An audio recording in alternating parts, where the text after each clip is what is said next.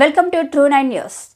గణతంత్ర దినోత్సవం పురస్కరించుకొని జాతీయ జెండాను ఆవిష్కరించిన బద్వేల్ రెవెన్యూ డివిజన్ అధికారి వెంకటరమణ ఎందరో త్యాగధనుల బలిదానముతో స్వాతంత్రం పొంది భారత రాజ్యాంగాన్ని జనవరి 26న పూర్తి స్థాయిలో అమలు పరచడం జరిగింది. కావున ఈ రోజున గణతంత్ర దినోత్సవంగా జరుపుకుంటూ స్వాతంత్రం కోసం అమరవీరులైన మహనీయులను మరొక్కసారి స్మరించుకుందాం అన్న ఆర్డీఓ వెంకటరమణ.